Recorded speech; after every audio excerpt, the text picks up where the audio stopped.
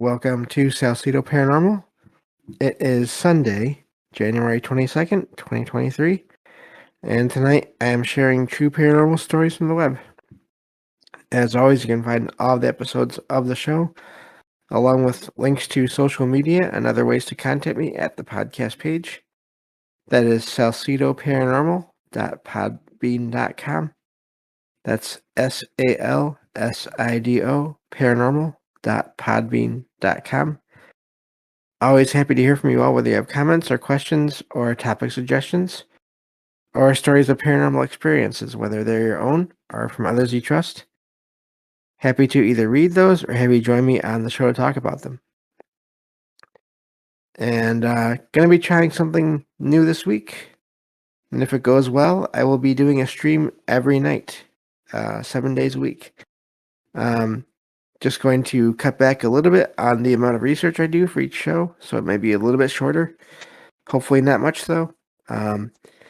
Just because of my eyes getting more and more sensitive to light and strain and all those things. So I've decided if I can cut back on the research and make them feel better, that'd be good. But also that means I should be able to do streams more often. I'm here every night, so I thought might as well try it. So giving that a try this week.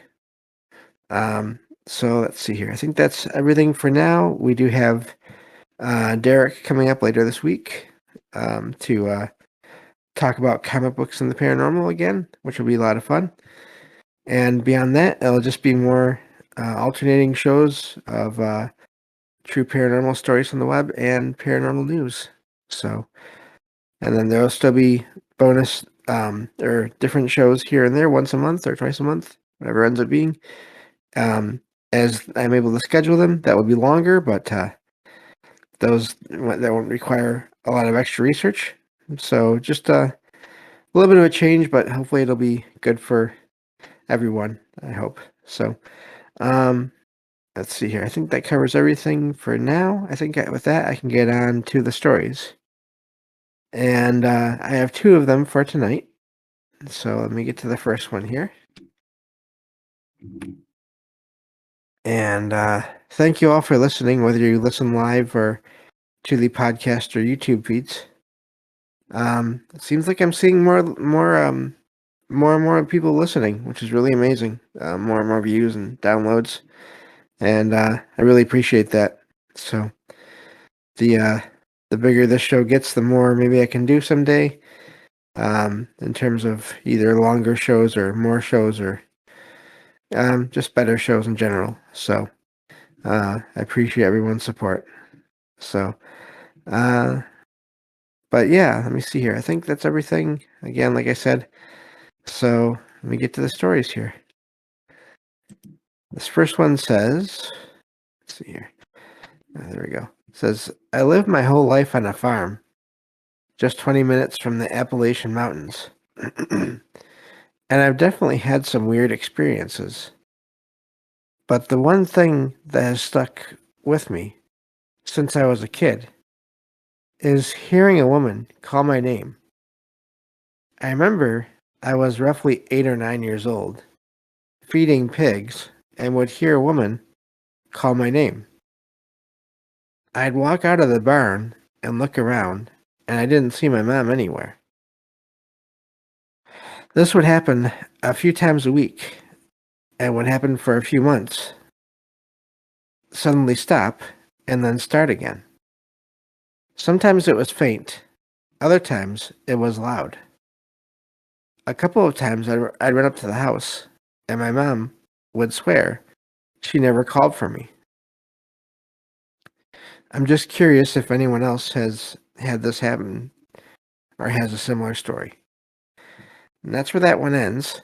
That's a lot of times for that to be happening. I know sometimes we can imagine voices or think we hear voices when it's not, but that's fairly often, and it's not quite really a regular pattern, but it's also if it was happening here and there and then stopping and then starting again. That is really something. I don't know how to really justify that or say that's just someone imagining things. It seems like that's just too much for that to be imagined. But yeah, so amazing experience. I'm glad nothing else really happened other than just that, apparently, other than some other experiences that obviously the writer didn't feel were big enough or, I guess, important enough to talk about. But yeah, so neat story there. Voices are a thing. That's I've had that here and there once in a while at different times. Just I don't know, a couple of times in my life. Not too much though, but it is odd. So, and that's not an uncommon thing too with paranormal experiences. If it's not sightings, a lot of times it's sounds, and sometimes it's voices. So, but yeah, neat story there. And voices, especially if it's something that you don't recognize as someone that you know. I can see the writer trying to write it off as their mother, but it doesn't sound like they didn't say it sounded like their mother either. So, but yeah, neat story. And I think I'll go on to the next one because this next one is touches on the same topic but in quite a different way. Excuse me. So this next one says, my friend and I camped down on his property in the middle of nowhere in Kentucky. No cell service, no noise, no anything but you and the woods. We set up our tent under an overhang, and I was tasked with gathering firewood. It was about 5 p.m. or so. While collecting, I got an odd feeling and started hearing whispers. They weren't saying anything. It was just murmurings. Couldn't make anything out. At that point, excuse me, I got a creepy, odd feeling and moved closer to our camp to collect firewood, not straying any more after that. The night progressed, and nothing out of the ordinary happened until we climbed into our sleeping bags. I heard footsteps in the leaves and more murmurs. I was getting genuinely freaked out, but I knew the best thing to do was ignore it and sleep, and I did.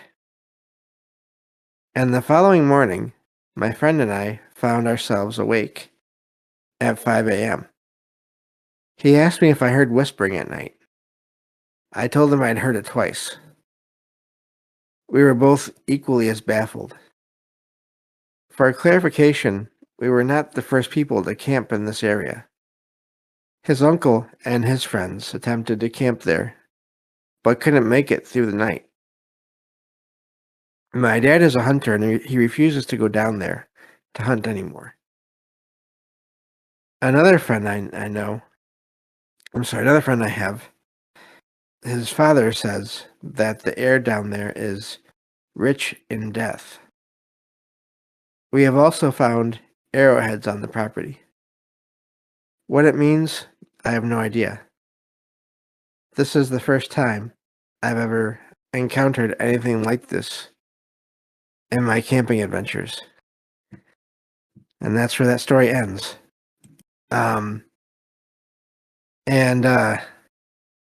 Yeah, that's an amazing story there. Seems like multiple people are having experiences in this one area. And that is always kind of to me points at there being something there.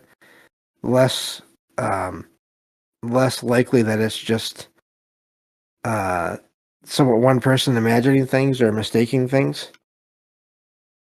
So but yeah, that sounds like there's something going on there. And it could just be natural. It could just be the past. It could be, I mean, just residual energy there. It could be, especially if it's not things you can recognize as words. It could be some kind of time anomaly. It could just be leftover energy and of the past there. And if that was like a hunting area, then there's a possibility that that one person in the story mentioning it was rich in death. That could be. Um, so yeah, that's quite the story there. Um, let's see here. PDG says voices are neat, but nothing beats a scream in the middle of the night. Adrenaline overload wise, yeah. I'm glad at least it wasn't that. I've never encountered that. But and then Derek says, yeah, that's creepy. The arrowhead thing sounds familiar. Yeah, it goes back to this I mean, it goes back to the idea of people that have lived on the land before in those areas, I guess. Um, maybe it does go back to some other story not remembering now, but yeah, it's just voices are a thing. I in the house where I used to stay kind of on and off when I was teenager and into my 20s. It was my dad and stepmom's house before they got divorced, and then it was just my former stepmom's house. Um, there were a few times while I was there where I would hear whispering and laughing. I think I've shared the story here before, but um, I've I heard them the first time I heard them. They were up in the stairwell, and it sounded like just two. I would say almost sounds like a horror movie, but I would almost say two sound like two young girls. They're two girls whispering and laughing, and not evil laugh, not evil whispering. It wasn't like that extreme, but it was just like two kids having a conversation.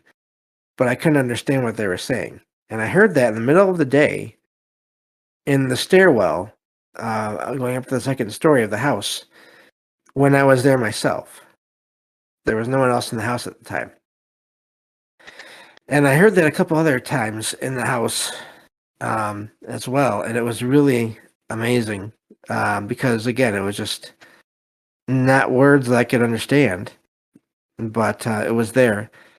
The third time I heard it, it was within the room I was in. It was in the guest bedroom I was in, but it was the sounds were coming from not the second floor, not the room above me, but just the space in the upper part of the room near the ceiling. That was an amazing thing right there. Yeah. Derek sharing the pictures of the two girls there. Um but yeah, it was really amazing. I wasn't ever really scared. By that point I was interested in these things. Yeah. So, also Derek says probably not connected, but Project Arrowhead is the department that was messing with portals in Stephen King's The Mist. Yes, yes, definitely.